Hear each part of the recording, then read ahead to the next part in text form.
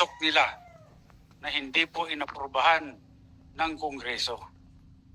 Hindi po ito ang napagkasunduan sa Bicameral Committee at nagulat na lang kami lahat nung makita namin kung bakit yung pong in-email sa amin na Bicam report, may mga blanco po rito. Ngunit, nung pinirmahan ng presidente, kumpleto na. At nung tinignan namin kung magkano yung ipinasok nila na halaga, ito po ay nagkatotal ng 241 billion. Ngayon po, ewan ko kung matatawag natin na typographical error yan o grammatical error. Napakalaki po ng halaga. 241 billion. Wala pong ganung halaga ang inaprubahan ng Bicam. At hindi po rin yun ang inaprubahan sa plenaryo. Bakit po nagkaroon ng ganung halaga doon sa General Appropriations Act, GAA? Kanya po, ako bilang isang nakaupong congressman, kinakailangan ding ipakita ko sa taong bayan na kung merong mali, siguro kailangan din natin panagutin kung sino yung may gawa ng krimen. At dito, dahil po ilang araw na kaming nag-request ng kopya ng enrolled bill, hanggang ngayon po tinatago nila sa amin yan. Hindi po nire-release ang enrolled bill ng House of Representatives. Ako nagpapasalamat sa lahat na kayo po ay nandito ngayon at upang malaman po, tulungan nyo kami para malaman ng sambayanan kung ano pong mga kalukuhan ang ginagawa dyan sa Kongreso. Tama po yung sinabi ni former Speaker Bebot Alvarez, no? Kasi maliwanag naman na dapat yung Bicameral Conference Committee report. Tama po yung sinabi ni former Speaker Bebot Alvarez, no? Kasi maliwanag naman na dapat yung Bicameral Conference Committee report ay i-approve yan ng House at i-approve din ng Senate. Maraming blanco doon sa lumabas na mga dokumento. So, may narinig ako na statement, hindi ako nagkakamali, ay galing kay Congresswoman Kimbo.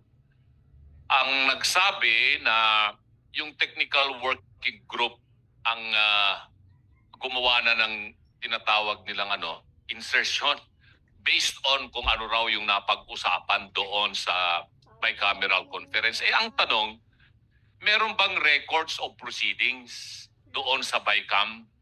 Wala eh. Meron bang journal of proceedings? Wala silang maipakita. So, dito siguro ay kailangang maimbestigahan ng mabuti itong mga members ng technical working group. Technical working group sa Senado, technical working group sa Kongreso, at sino-sino itong mga membro ng technical working group. At mag-execute sila ng kanilang affidavit. Kung talaga nga bang meron silang ginawang insertion dito o ano pa man para ma-fill in the blanks yung enrolled bill bago ipinadala sa Malacanang. Yun lamang po yung gusto kong maliwanagan dito.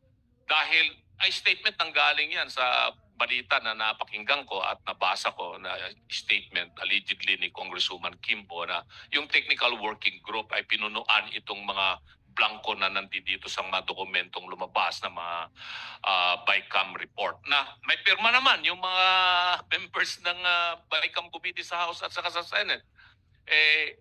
Sa tinagal-tagal ko ring staff, Speaker Bebot, dyan sa Kongreso magmula 87 hanggang sa Senado, ito lamang yung kauna-unahang pagkakataon. For many years na naging staff ako dyan sa Kongreso at pati dyan sa Senado na nagkaroon ng bicameral conference committee na blanco na pirmado ng mga membro ng BICAM. At kung ito rin ay sinabmit nila doon sa plenary session para i-approvean nila, asan nga yung enrolled bill? Sabi nga ni Speaker Bibot, wala pa hanggang ngayon. Sa akin, yun ang aking pinagdududa na bakit nagkaroon ng ganon na mga insertion. Ano po yung particular na kaso na isasampa? At sino-sino pa po ang sasampahan ng kaso bukod kay Speaker Martin Romualdez? At kailan po ito isasampa?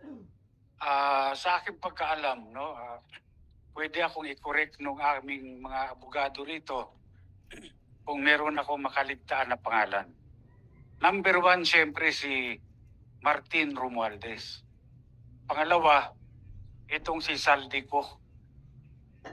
Pangatlo, itong si Majority Leader Manix Talipe ng Zamboanga.